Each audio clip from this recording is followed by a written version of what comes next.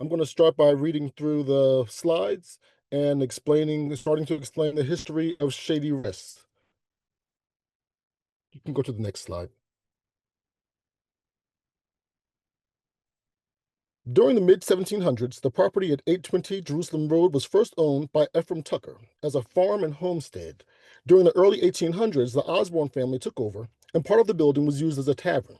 The location became famous as a common meeting place within the Westfield community. At the end of the century, the cleared 31 acres was sold to the Westfield Golf Club to be turned into a 9-hole course, as golf was gaining popularity in the United States during this period, symbolizing leisure and social status. Then, in 1921, a group of African American businessmen and investors located in and around New York City, Newark, and Westfield, known as the Progressive Realty Corporation, decided to lease the property from the Westfield Golf Club as the Westfield Board of Directors looked to expand its facility to a full 18-hole golf course. It was at this time that Shady Rest was given its name and the official club logo was adopted. It became a place for wealthy African Americans to relax and connect with others. Indeed, a visionary establishment. And just 1 year later, the Shady Rest Golf and Country Club had 200 members. That's an amazing stat when you think about the history there. In January of 1925, a conflict emerged between some of the stockholders from New York City and Union County about the purpose and operation of the club. The stockholders from New York City and Newark wanted stockholders to be the exclusive members of Shady Rest Country Club. Newly elected board member James V. Peoples of Westfield argued that anyone was welcome as long as he conducted himself in a becoming manner, as the club's primary function was a recreation facility. Since the majority of stock was held by stockholders local to Shady Rest, the prevailing opinion on membership aligned with Peoples, and Shady Rest became the inclusive country club that we know and celebrate over 100 years later. Fast forward to the early 1990s, when much of Shady Rest's history had been buried and the building was at risk of being demolished. It was at this time that local resident Ruby Simmons was taking an African American studies class. After her professor, Dr. Lawrence Hogan of Fanwood, mentioned John Matthew Shippen Jr., Ruby soon became enthralled with the untold story of America's first golf professional. I always like to point this out that Shippen was not America's first African American golf professional. He was America's first golf professional, and then felt compelled to learn more about his life.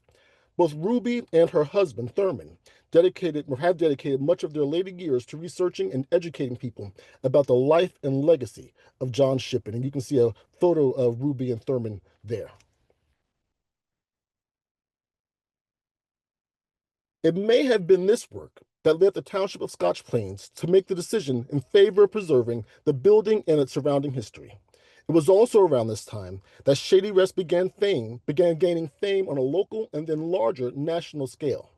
Please enjoy the following five-minute video that aired on the Golf Channel commemorating John Shippen's legacy.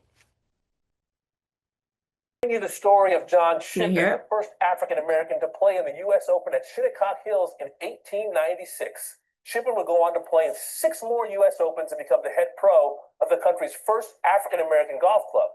His story has been largely forgotten, but now, 55 years after his death in 1968, a group of dedicated individuals are fighting to keep his legacy alive. Got these untold stories from more than 100 years ago that are still seeing the impact. Understanding the historical significance of the location, the first owned and operated African American Country Club, as well as the location of John Shippen. The first American golf professional, because prior to that, only Scottish and Irish people played golf. He was the first American, and he happened to be an African American.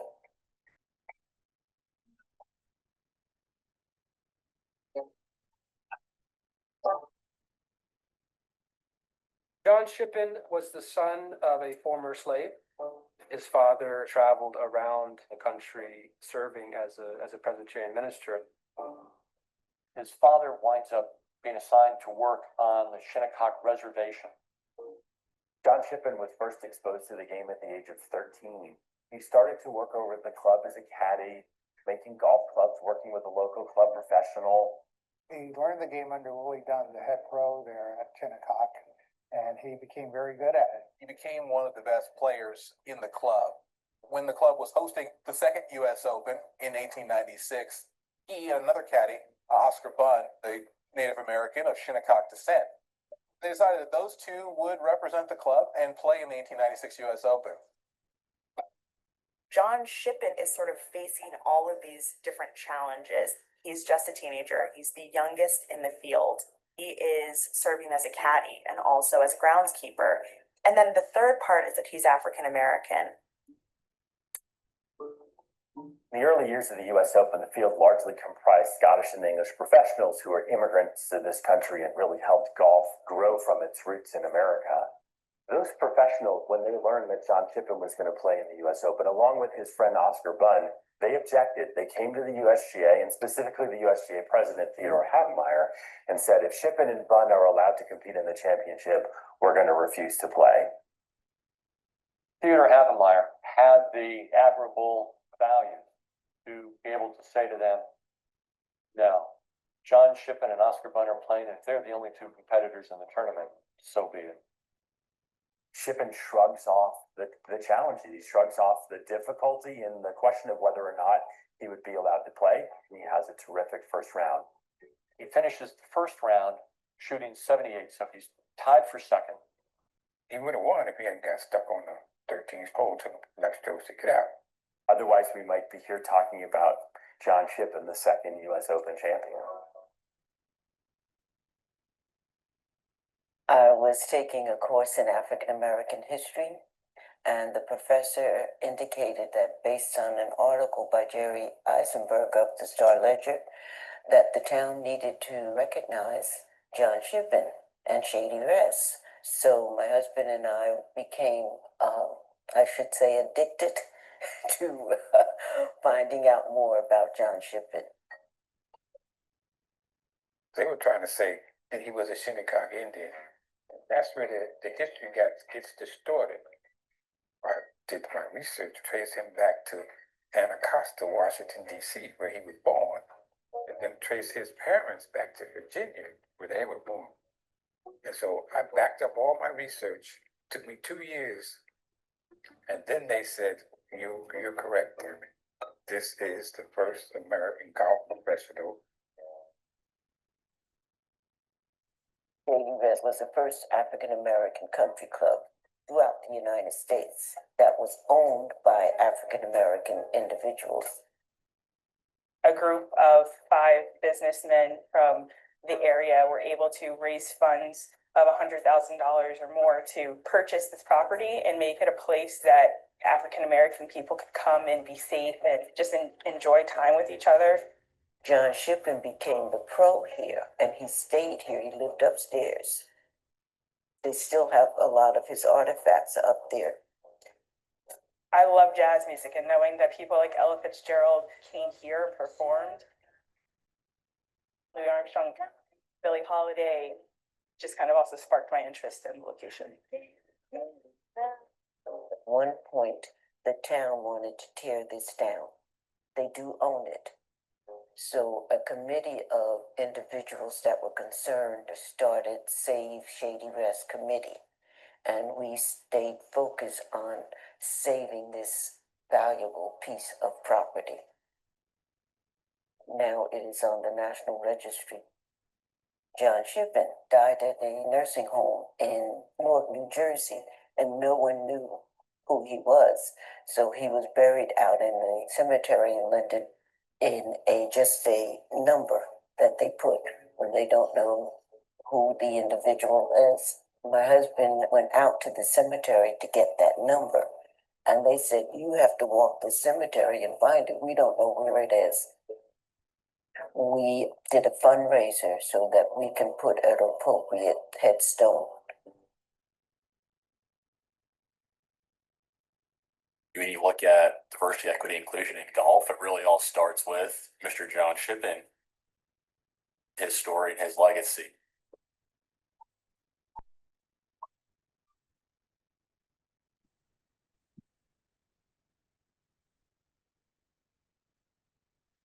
It's a fascinating story. Yes, he is the first think, American.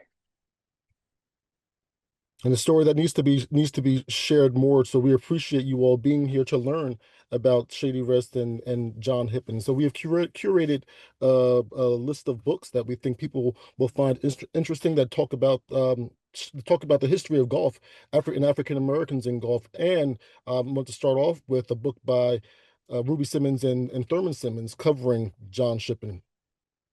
Okay, so I have that book here, and it's called John Matthew Shippen Jr., a golf legend, the first American and the first African American golf professional, 1896.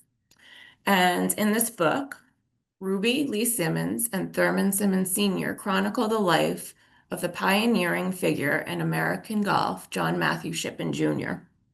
The book tells the story of his early life and introduction to golf as a teenager caddying and later instructing at Shinnecock Hills Golf Club in Long Island. It highlights his 1896 debut in the international golf world during the U.S. Open while facing protests and discrimination. The Simmons book then goes on to tell about Shippen's life as a golf professional and his long career at Shady Rest Country Club in Scotch Plains from 1924 to 1960. Finally, the book highlights the new formation of the John Shippen Memorial Golf Foundation, founded to honor him by Ruby and Thurman. And Thurman has created the John Shippen Memorial Golf Tournament that is held annually in Detroit for African American golfers. And it provides scholarship money, and Ruby oversees the scholarship committee. Okay, Talib.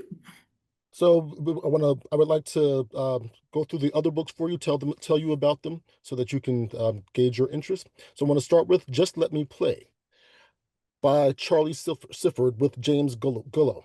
Addicted to golf and cigars when he arrived in Philadelphia from rural North Carolina in the 1940s, Charlie learned that black golfers didn't have a chance. As jazz great Billy Eckstine's golf pro, Sifford racked up Negro tournament wins but discovered that only white players were able to join the PGA and play on the professional tour. In 1960, as a result of threats from California's Attorney General's office, the PGA was forced to issue Sifford a player's card. However, a player's card didn't guarantee a black golfer entry into country clubs where most tournaments were played.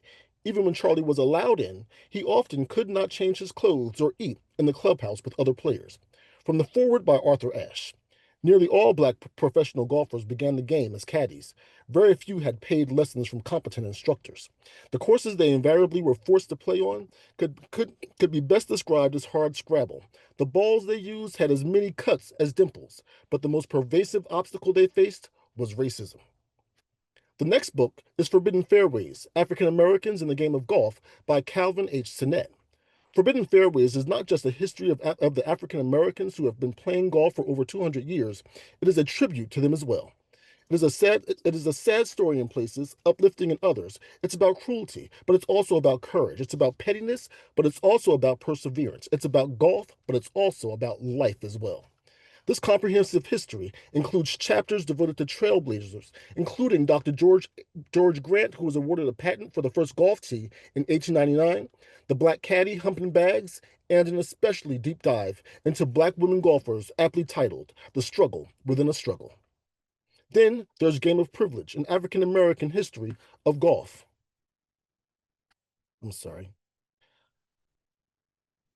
Game of Privilege by Lane DeMont. Game of Privilege uncovers a little-known history of African American participation in golf, a sport long perceived as the exclusive domain of wealthy whites. DeMont persuasively argues that before the advent of Tiger Woods, black golfers made important contributions to the 20th century struggle for equality.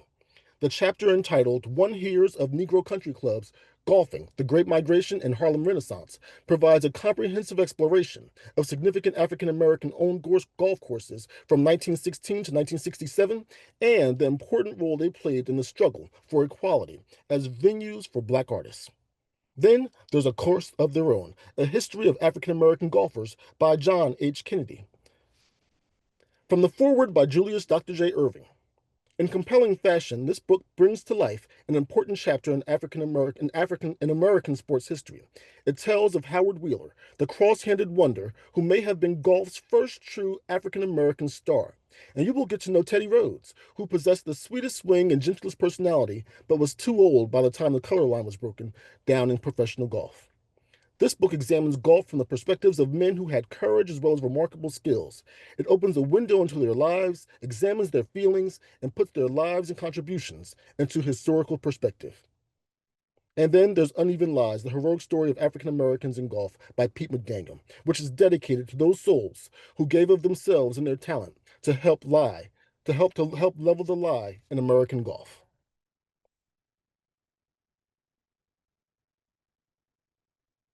Next slide.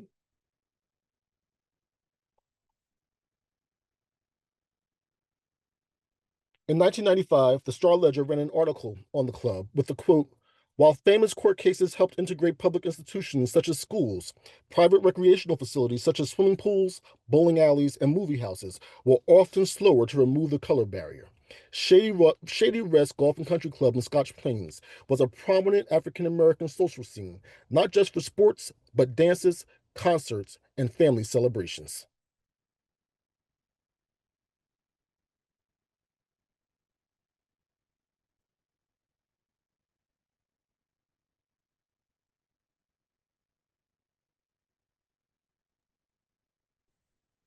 All right, Talib, I can take over here if you want.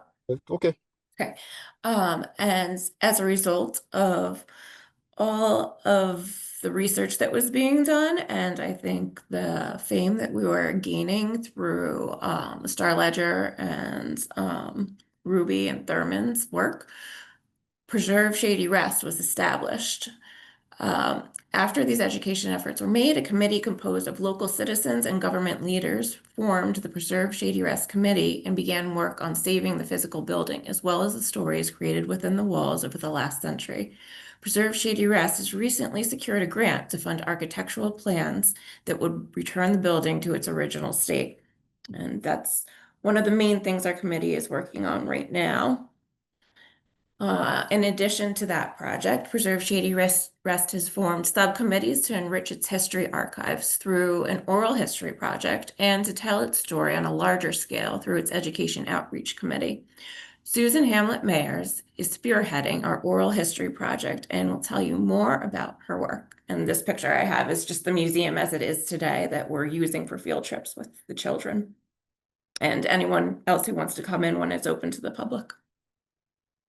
Susan? Good morning, everyone.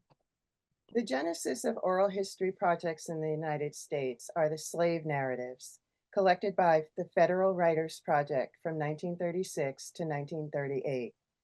Zora Neale Hurston, who resided in Westfield in the early 1930s, contributed a significant number of former slave narratives to a volume entitled The Negro in Florida. It is beyond remarkable that in 1921, less than 40 years after President Abraham Lincoln signed the Emancipation Proclamation, and 15 years before the Federal Writers Project began, Shady Rest threw open its doors to members and the Jerseyland community. The objective of the Preserve Shady Rest Oral History Project is to gather and archive firsthand and family lore memories of A Place for Us, Jerseyland, and surrounding communities. James Baldwin wrote, "History is not the past, it is the present. We carry our history with us. We are our history." I am honored to share with you today brief excerpts from selected interviews. Listen carefully for shared experiences that arise organically during the interviews. We truly carry our history with us. It is with gratitude to the participants that I share these excerpts. In the neighborhood, Jerseyland native, born 1945. Jeff Craig, who was in charge of maintaining the golf course, would let us kids ride along in the pickup truck while he was making his rounds. He let us help position the sprinklers and reminded us, don't walk on the greens unless you have to. Mr. Willis would buy golf balls that we found. He had a bounce test for how much he would pay us for each ball. If he dropped it on the sidewalk and it bounced up to his waist, we would get 15 cents. If it reached his chest, we would get 25 cents. Food prepared by Mrs. Craig was available for sale to the neighbors. You did not have to be a member of the Shady Rest to eat there or take out. My mother used to send us down to buy one of Mrs. Craig's delicious fried chicken sandwiches. She was known to make the very best fried chicken and potato salad. My father's cousin used to walk us kids down to the clubhouse to sit on the patio as long as it wasn't too crowded with members. He loved to dance and attended many of the music nights. He used to call slow dancing soft pedaling. After a night of dancing, he would tell my father, "I spent the night at the Shady Rest soft pedaling with the ladies." That would make my father laugh. Connections. Pennsylvania native, born 1936. I was born and raised in Bethlehem, Pennsylvania. I first came to Jerseyland in the late 1940s with my mother to visit a friend of hers. In Pennsylvania, my mother ran a rooming house catering to railroad and steel mill workers. Several Jerseyland residents rented rooms from her. I met my husband at Shady Rest in 1958. We all went to the clubhouse for one of Mrs. Craig's fried chicken dinners. After getting married, we lived on Everett's Avenue until we left Jerseyland in the early 1970s. On some nights, the music would sound so good, my husband and I would say, "Well, we can't sleep, let's just go join in." I did not know that any women played golf until I saw Black women golfers at the Shady Rest. Busloads of folks would arrive from New York for golf outings, a great many of them women. Shady Rest was like the Ritz in Scotch Plains. It was an exquisite place to go. Jeff Craig did such a good job with the landscape. The tall hedges were always perfectly trimmed. During receptions, Jeff was behind the bar and Mrs. Craig ran the kitchen. The Shady Rest never used an outside caterer. The desserts were incredible. 3-layer coconut and pineapple cake, chocolate cake, sweet potato pie, the finest experience. We are family, 5 siblings, New Jersey natives born in the 1960s and 1970s. My father was a ball boy for Althea Gibson. My grandmother lived on John Street. There were 7 girls and 1 boy. She talked about getting all excited about dressing up and walking to Shady Rest for a dance or a party. Dr. Humphrey was our doctor. He gave me these stitches, pointing to head. "Stitch me right up here." Dr. Humphrey was also the school doctor. Whenever we had to do athletic physicals, we saw him. Thank you, Althea. Massachusetts native, born 1946. I was raised by my father and my maternal and fraternal grandparents in Great Barrington, Massachusetts. My fraternal grandmother followed tennis, although she couldn't afford to play anywhere. Our neighbors had a tennis court and a swimming pool, and we played and swam during the summer. As Althea Gibson became prominent in the late 1950s, my grandparents would read about her in newspapers and magazines and tell me and my sister about her. They told us about Althea Gibson playing at the Shady Rest around the time, 1957 or 1958, that she became the Wimbledon singles champion. All are welcome. New Jersey native, born 1940s. My father attended Plainfield High School, and he told me how his friends would borrow a car and go to the Shady Rest on Saturday nights in summer. There, they would buy beer and sit in the car for hours, listening to the wonderful jazz they could hear coming from the Shady Rest. Since it was Prohibition, no age restrictions existed. This must have been about 1930, when he was 17 or 18. He loved the Shady Rest and appreciated the talent and goodwill he felt. My father died in 1999 at the age of 86. I wish he was here so I could ask him more questions. I miss him, and driving past the Shady Rest reminds me of him. And one more. It's a family affair. Barbara and Rebecca Black, New Jersey, born in the 1960s. Mr. William Willis is our grandfather, and he was the manager of Shady Rest Country Club during my childhood. We used to come here as kids on the weekend. If there was a function going on, we would slide up and down the dance floor in our stocking feet. We would watch the ladies come in their finery to eat, dance, and party. We were in awe. Aunt Lil, she was a Craig. She cooked the best fried chicken and potato salad. We would come here sometimes on weeknights just to get a chicken sandwich and some of her food. I had to iron the tablecloths for the dining room. Shady Rest had a tournament when Althea Gibson was there, and we set up a hot dog stand outside of the tennis courts. And I had to man the hot dog stand. The tennis courts were clay and crabgrass grew in them. Guess who also had to pull up the crabgrass? Barbie and I used to hang out with Mr. Shippen. He was one of our friends. We didn't know he was a big deal. He liked children. Uncle DeWitt Willis, who was the professional tennis player at Shady Rest, used to teach in New York. He wrote a book. I typed some of the manuscript, Learning to Play Tennis at Home. On top of the Bergdorf Goodman building in New York City were tennis courts. Uncle DeWitt taught Sidney Poitier, Elizabeth Taylor, and Johnny Carson. And now I'm pleased to introduce Susan Pastir and Amanda Russo Marchica, co-members of the Preserve Shady Rest Education Committee. Please stick around for the Q&A. Hi, everyone. Also, if you are interested in Susan's oral history project, or you might know someone who is and could shed some light on the history, here is Susan's contact information, and you can reach out that way. So I'll just give you a moment to take that down. preserveshadyrest@gmail.com, and include your name and telephone number, and Susan will reach out. She's looking for people all the time who have more information.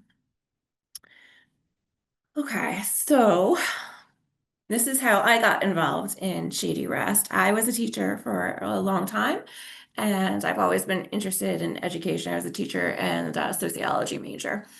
And I was also a Scotch Plains Fanwood student, and I attended McGinn School a while ago. And we used to have this phenomenal tour of the town where we got to learn more about our history. And I think that kind of bred this passion in me for all things related to history and sociology. So as a young girl, we went on this tour, and I remember thinking, there's a lot of talk about all the battles that all the men did. And we saw the Cannonball House, and we heard about the Battle of the Short Hills, and only here and there were women mentioned. So Frazee House was one of the places. So I got involved with saving the Frazee House, and then I got into the Rotary, and through the Rotary, I found out some more information about Shady Rest, and I connected there because I was also in Social Justice Matters. And they had been doing some work with the Amistad Commission, and I remember getting teary-eyed when they said, it's really not okay to have some stories told and some not. And over the course of our history, we know that that was the case. So for me as a woman, and sympathizing also with the African American and also Native American, we're working on that next, communities, I decided that wouldn't it be wonderful if we reinstated this field trip and post-pandemic, and the schools could visit Shady Rest. Ideally, I'm looking to also do something with Native Americans, the Lenni Lenapes over at the Frazee House too. But this is an amazing first step. And I just want to read an excerpt from Ruby's book that I really connected with. Ruby Simmons is also a teacher. She taught English for a while, and she wrote to her children in her dedication, may they inherit the desire and passion to research and discover those unknown, overlooked, forgotten African Americans who have made or are making significant historical contributions in all aspects of life. So it was incredible to me when I found out the history of Shady Rest that no one knew. I asked my Girl Scout troop, who were 8th graders, no one had heard of this. So we said, we need to change this somehow. And I reached out to Tom Donatelli, who is in charge of Preserve Shady Rest right now, and told him my vision in the spring of 2024. And he just embraced the entire idea of this. And we said, okay, we'll start with McGinn, because at the time I was PTA president at McGinn. So I also knew the principal there, and I knew she would be on board with this. So then we formed the Preserve Shady Rest Education Committee. And Amanda, do you want to take over with some of this? Sure. Amanda Thank you, Sue. Marchica is a third grade teacher at McGinn School, where I went and was PTA president because my kids went there too. Thank you, Susan. So good morning, everyone. I was a third grade teacher for 19 years. I am currently a kindergarten teacher, but while I was still a third grade teacher, of course, I had taken students on these field trips for many years. Part of the social studies curriculum in third grade is for students to gain understandings about changing communities over time. And so the field trips that were taking place were highlighting certain historical landmarks in our local community. And more recently, we scheduled trips to happen at Shady Rest, although that wasn't happening across the district. It was a trip that third graders at McGinn School were taking, but we have since increased that so that all of the third graders across the district are now taking this wonderful field trip. Part of my role in the Preserve Shady Rest Education Committee was to develop instructional materials for third graders that were developmentally appropriate and provided them with significant background information about Shady Rest and about the history of John Shippen and his role, and to provide instructional materials for teachers to use in their third grade classrooms across the district. Behind me, you'll see one of the instructional materials that was created. And this is a map that was created. I will have to give credit to my husband, Russell, who is also a teacher, a technology teacher, and helped me to create this beautiful instructional resource. We're calling this the History of Shady Rest Country Club, a 9-hole course. So it's a visual display. These maps were created for all of the third grade classrooms across the district and were laminated and distributed for teachers to use with their classes. It is a Google Map visual of the actual course created into kind of like a cartoon view, and there are QR codes that are labeled with not the nine holes that are on the Shady Rest golf course. So as students have these materials hanging in their classrooms, they can use their iPads and use the QR codes to learn various information about the course and about its history. So when they click on the QR code for hole 1, they're learning about the Shady Rest beginnings. Then they're learning about what happened in the 1920s and how it became a country club. They are also learning about John Shippen, about the founding members, about the jazz legends, about Althea Gibson, about the amenities that were available, and also the future of Shady Rest as well. Along with this, because like I said, I do have a deep understandings about third grade curriculum. Students in this grade level also learn note-taking strategies for reading nonfiction. So to go along with this visual, we also created something called a scorecard, which students were able to use with little pencils to write in as they learned different information from each of the 9 holes that they visit. Then they bring this with them when they attend the field trip and can include additional information and even go on a scavenger hunt in the museum to find various artifacts that align with each of the pieces of information that they learn.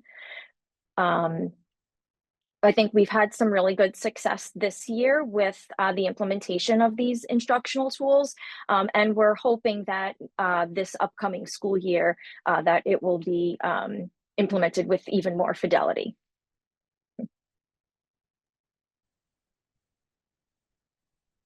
Okay, thank you, Amanda. Thank you. We were just overjoyed, everyone on the committee, to have all of these children on our field trips. So I was able to be at all 5 of them. And we had over 500 Scotch Plains family third grade students, their teachers, paraprofessionals, and parents join us at the historic Shady Rest to travel back in time. They watched the same video that you did, and you should see some of their faces when, after learning all about John Shippen, and they find out that he was laid to rest in a grave someplace where there was no marker, no one knew of him, everything about him had been buried. They just could not believe that could happen. So these are only like 8 and 9-year-olds, but they get it, like they get the message. And I talked to Dr. Mast during a Juneteenth celebration, and she just was very pleased with everything that happened. And I'm getting a little emotional about this. It's like a passion project for me. So she said that it will continue in the future. And as Amanda said, we've really laid the groundwork. The teachers are on board. All the teachers will kind of have their own choice as to the other supplemental parts of the field trip that they want to do. If there's something local to the history of their school, like McGinn has Kramer Manor, and I know School One, it's one of our other schools, is over by the Baptist church, so they might supplement things like that. But we want to make this a reoccurring part every year, and I am just overjoyed. Some of the further education outreaches that we're working on. In the spring of 2025, we hosted the Scotch Plains Fanwood High School Black Student Union, and the students watched the movie The Green Book. It's a great movie, in case you haven't seen it. I'm sure many of you have. And then they received a tour of the museum, and they got to see an actual green book that we have in the museum because the Shady Rest was there. It was designated a safe place to go at that time if you were African American and traveling in the country. We're currently working on providing a learning experience for our Scotch Plains Fanwood High School 9th graders, and they're all taking American history, U.S. history, and we thought that this would be a great experience for them if they came back in the spring when they get up to the 1920s and 1930s and saw what was happening historically on this amazing level in their town. I mean, I can't believe that I didn't know all this. That Ella Fitzgerald was there, that Althea Gibson was there, that W.E. Du Bois came and spoke. It was just this amazing cultural epicenter, and the fact that we haven't known this is incredible. And these students, of course, because they're 9th graders now, they weren't in the program when we started these tours with 3rd grade, so it'll be brand new for them.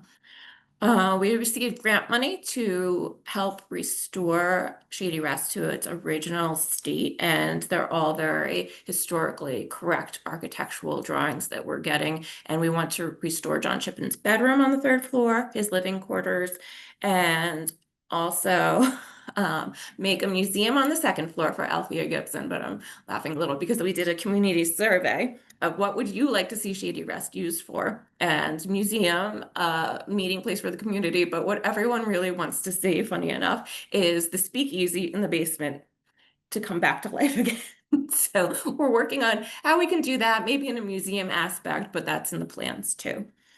We're currently working with our amazing grant writer, Michelle Zaliola, to procure further funds for our education outreach. And we're thinking perhaps we can put some key things that we educate the students on, such as the video. They have a museum tour. Susan Hamlette-Mayers has been giving all these tours. It's, I think, 6 tours every time there's a school, times 5. She's been doing 30 tours for these programs.